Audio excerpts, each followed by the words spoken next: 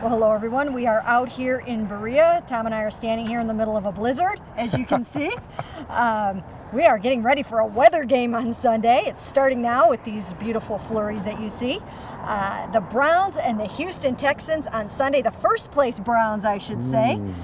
We've got a couple of guys in, a couple of guys out, so we'll talk about those real quick. Cameron, Tashaun Gipson, still idle with their concussions. It's not looking good for either of those guys. No, I at this point, I would not expect either one of them to play.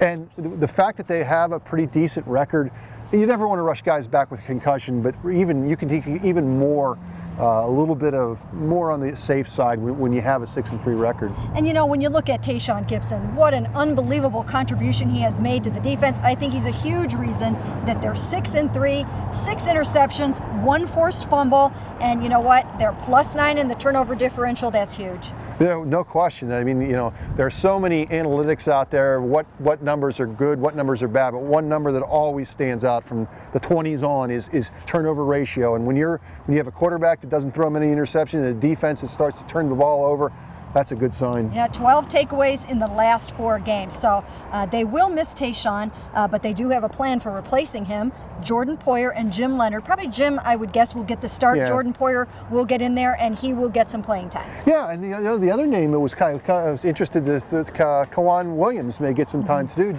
Jim Neal mentioned that. But yeah, I think they'll feel very comfortable, at least in knowing the defense with Jim Leonard. He's followed Patton and O'Neal just about everywhere they've been. So there'll be a comfort level there. Obviously not going to give the same type of production, but certainly knows the defense. And Cameron, if he misses this game, it will be his 3rd straight game missing with that concussion. But these guys can point to the fact that Gary Barnidge and Jim Dre have done a very nice job. You'll be having a story on Gary Barnidge, I think, posting probably Friday morning. But those guys have done a great job. Yeah, obviously not the same type of players, not the same athletes, but they are getting production from these guys. And then both of them have stepped up and made some big grabs when you think about the course of the season. Barnidge had a big game the other day, that catch down at the 2-yard line. So yeah, you want your all-pro in there, but they've done a pretty nice job without him. Another story that Tom has been working on is this is the last game for these Browns receivers without Josh Gordon. He's coming back on Monday to the team. Can you even believe it? I mean, the way this whole thing is unfolded. But Josh will be coming back. But what a contribution these receivers have made. Yeah, I was talking to Joe Thomas about that today, and he was honest. He goes, I just didn't think we were going to be that good at wide receiver. And not to say that they've set the world on fire, but hey, they're 6-3, and it's one of the big reasons why they're 6-3, because they've been getting those timely catches. And and I think that Hoyer deserves a lot of credit for spreading the ball around. None of those guys have great numbers, but as a collective, they've done a nice job.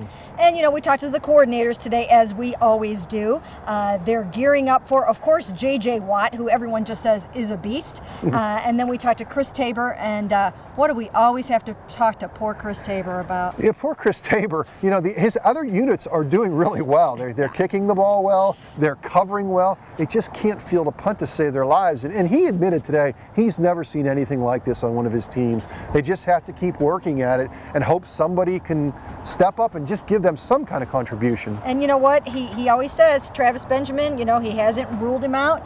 He's not giving up on him. And one of these days, it will be his time. Will it be this Sunday? We shall have to see. But for right now, it's for Tom and Mary Kay out here in this big blizzard in Berea from cleveland.com.